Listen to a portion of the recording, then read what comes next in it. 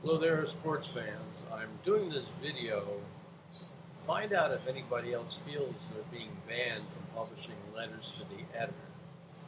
The last real letter I published was at least 3-4 months ago when I was very concerned about the CIA putting C4 explosives in school buses. And they didn't find one of the packets of C4 explosive. They were supposedly training dogs. I guess what they discovered, there's a package that the dogs couldn't detect. In any event, right after that, none of my letters to the editors have been published. I'm talking about short, kind of benign, non-controversial letters that shouldn't have been any problem in terms of being too long, too abrasive, too accusative, too, what do they call that, mean-hearted or something-hearted letters.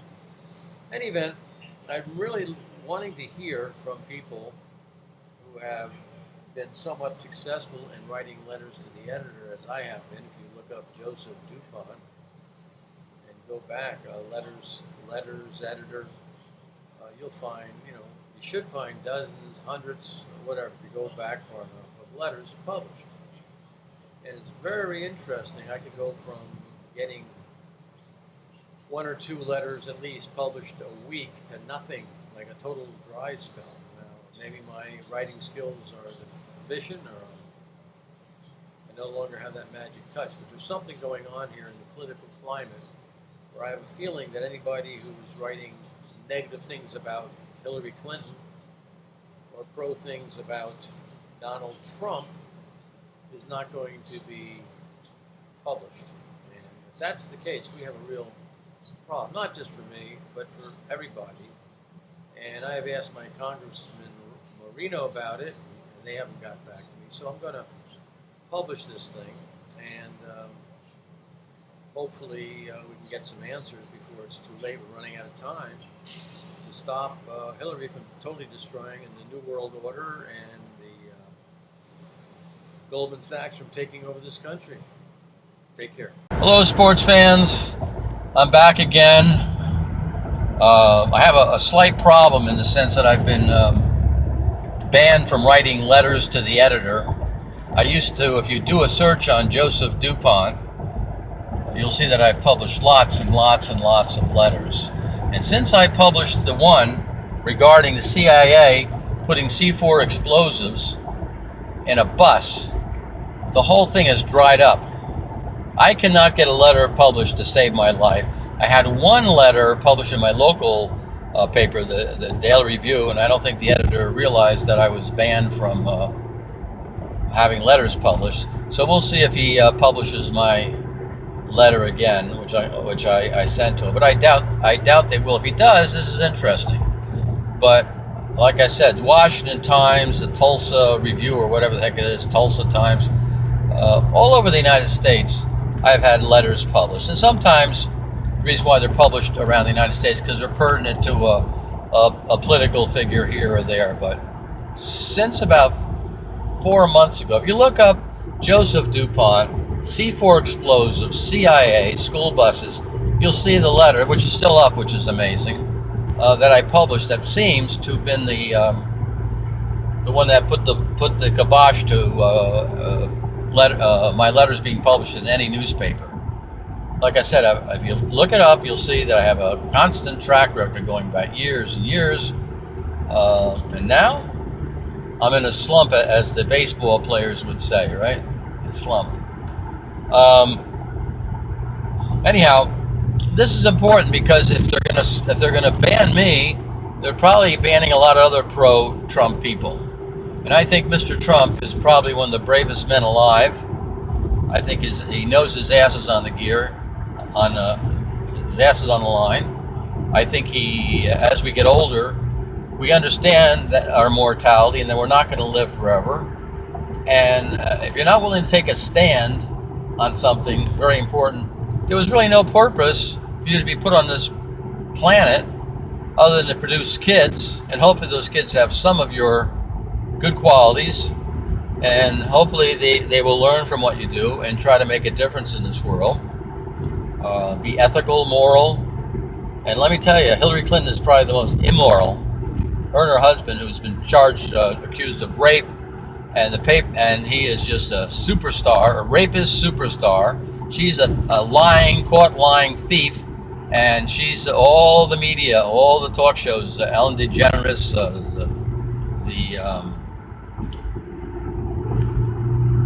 the various early morning talk shows. They just love her. They just love her. She can do no wrong. They hug her.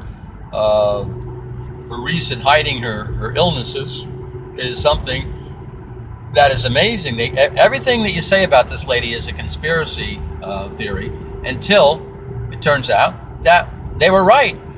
Talking about her Benghazi, the WikiLeaks, her emails that she allowed to get out there, and now they're blaming the friggin' Russians.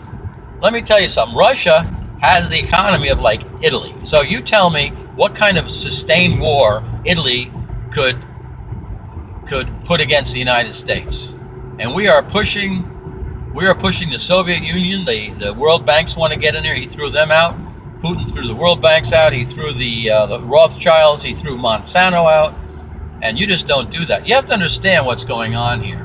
Saddam Hussein, he was no lovely person, but he was our guy. And when he started selling, first of all, he asked if he could go and attack Kuwait. And we said, yeah, not a problem, right? Not a problem. So then he attacks Kuwait. The whole world comes down on him. Says, all right. So he tries to pay off his debt selling oil. But his problem is he's selling oil in euros. You don't sell oil in euros. No. That was the fact that he killed the Kurds or whatever. That has nothing to do with anything. For God's sakes, we allowed in Rwanda like 500, 600,000 people to be butchered, and we didn't give a damn about that little thing. So, in any event,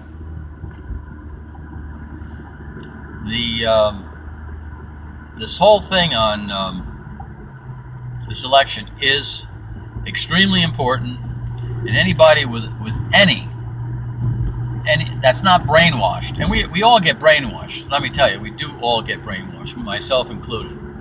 But any type of logic would tell you there's something really rotten, and if we continue the same route, we're going to get more of the same, and we can't afford to go up exponentially in debt like we are now. Do you understand? We're out to $20 trillion. You divide that out by the average person. Who's going to pay for this thing? Who is going to pay for all this debt? And now we're taking in all these refugees, or at least 5-10% of them are terrorists, for God's sakes. They're unvetted. And look what happened to Europe. Have any of you seen what's happened to Europe? Do you want that here? Do you want that there? You want crazies running around killing people, stabbing people, asking if you're Muslim. If you say no, they kill you, they shoot you. I mean, this is bizarre.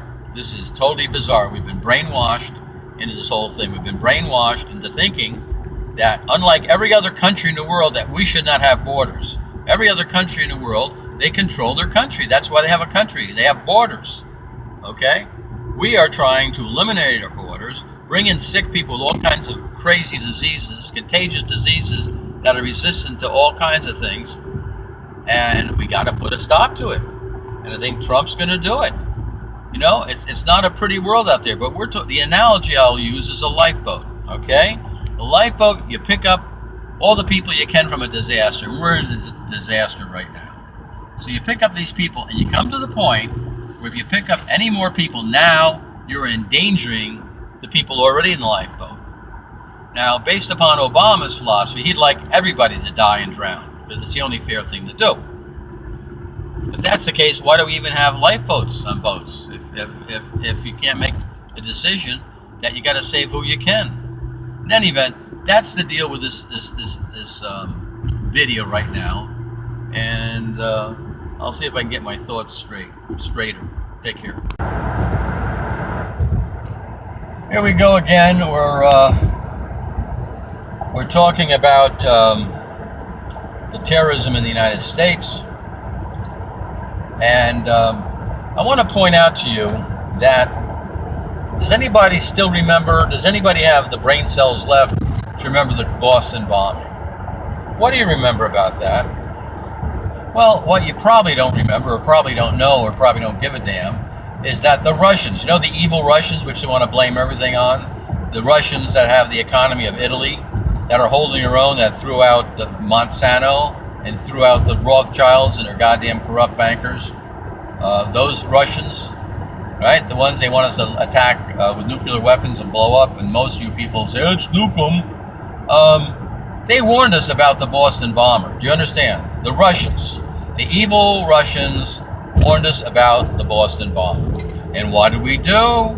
We went through basically the motions of interviewing this guy, and he became a bomber. Now we have a terrorist whose father in the United States warned the FBI about this guy. What happened? Nothing. This guy went bonkers.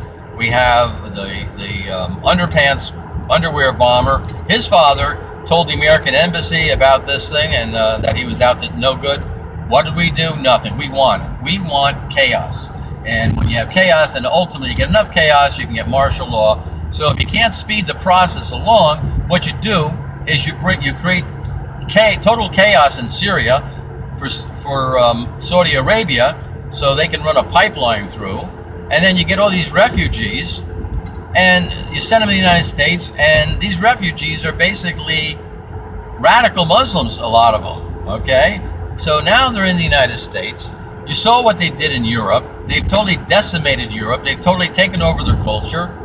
And the people have been so brainwashed and desensitized, they think this is wonderful. They are so brainwashed, I don't know what they put in the water supply, that they think this is just fantastic.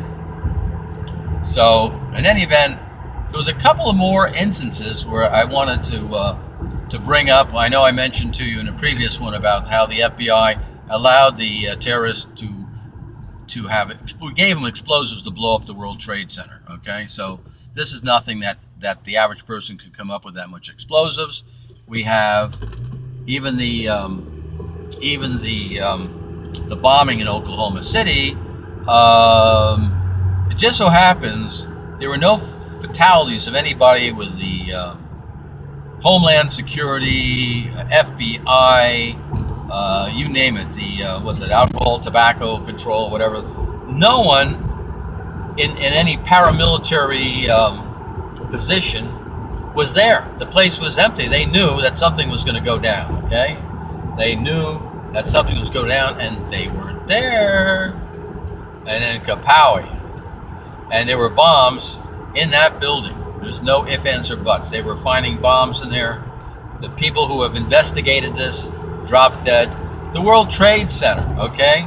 There was so much thermite in that building that when it finally went down, they couldn't. There was molten steel for weeks and weeks and weeks in the basement. You explain that, okay? Just explain how that could have happened. We stood down. We stood down on that thing, and when you look at the Pentagon attack, they got a hole there that there's no way an airliner punched a hole through the side of the Pentagon. It was all the wings would have hit where windows were, okay? No broken windows. There was a perfect circle in there, punched through. And the engines. What about the engine? What, they're 6, 7, 8,000 pounds at a pop? Going in there close to 500 miles an hour? You think they would have made a hole, other holes, the most dense metal of the plane? You think that might have put some side holes or extra holes in the... No, nothing. It's totally incredible. And we buy this crap. There's all kinds of videos that we could be watching of the Pentagon, but we've only been able to see one, and they show something that definitely is not an airliner going through. Something happened there, very strange. I don't know what they did with the other airliner. I know we had plans to swap airlines and make believe they were blown up and blame the Cubans for it. There were plans that were hatched up by our government way back when. We come up with some pretty devious plans. And when you consider what's at stake, how much money was made on the World Trade Center 9/11 attack, it was unbelievable. We were standing down. We had some sort of drill going on. We always have a drill going on when these things happen. It's incredible. We always have a drill going on. and the enemy just happened to know when this drill was going on, because if the drill wasn't going on, they would have been able to shoot those planes down with the passengers in it right away. But no, there was so much confusion from the drill. I mean, what are the odds? Does anybody think in terms of odds? So we got some real problems in this country, and Hillary Clinton is not the solution. The libertarian candidate wants to have mandatory vaccinations. He wants to keep the borders open so we get flooded with people.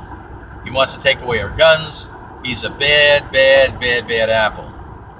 And the stakes are so high, it's unbelievable. This Stein lady, she's calling for opening up the 9/11 Commission report and take another look at it, because obviously it doesn't make any sense. But they don't want to give her any credence, because she'll take Bernie supporters away. They don't want to do that. The reason why they were pushing the libertarian, because they were hoping he would take Trump supporters away, but apparently he's taken Hillary's supporters away too. So now they're not giving him the type of support they once did. So that's the story there. Anyhow, enough of this. I'll talk to you later. Hello, sports fans.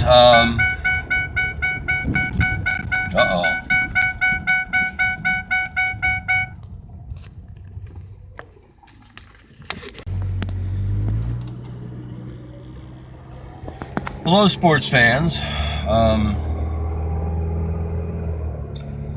It's this 2016 presidential election is really getting very interesting, and it's kind of amazing how the Clinton supporters cannot see or admit to any fault in this mad lady, who has a constant track record of deceit, deception, lies. She's like some sort of religious Madonna figure that they follow. I mean, it's really amazing. I mean, we had the Kennedy charm at one time, and now it's the Clinton charm. And how they could talk about Trump being out of control in terms of extravagance when their daughter's living in this phenomenally expensive house. That's not considered anything special. The fact that the Clintons' in-laws, Chelsea's father-in-law, went to jail for stealing $10 million. Now, they talk about birds of a feather flock together. There's something very crazy about the double standard. Now, obviously, Trump has to have his deficiencies, and one of the things is he's really cocky. But then again, he's the last person that's going to get us involved in a needless World War III. Not that any World War III is not needless, but what they're doing to Putin, and this is because of Saudi money given to Hillary and the gang to do their deeds. They're trying to topple Syria so Saudi Arabia can take over that region and run pipelines through. You have to understand that we spent $500 million to train, ultimately, it's probably less now, 5 troops to fight ISIS, but also to take out Assad, I believe. But in any event, this whole one-way slant of the news is just totally incredible, and it's almost like a cult. Now, one of my relatives sent around a video of these people at a Trump rally saying things. I didn't even bother listening to it. That I don't know if they were racist or whatever he considered saying racist anymore. Right now, if you didn't support Obamacare, you're considered a racist. But so I didn't bother listening to this thing. But the fact of the matter is, here we have video of both Bernie and Hillary people, beating up Trump people, cursing at them, calling all kinds of things, setting things on fire, and we're worried about a few Trump supporters who are not politically correct. There's something wrong where when you don't want to talk about criminal activity, but you're talking about things that are not politically correct. Now, the fact is that we have this Black Lives Matter. The whole concept of Black Lives Matter, gets back to the fact that, like, white lives don't matter or police don't matter. Everybody should matter. Some lady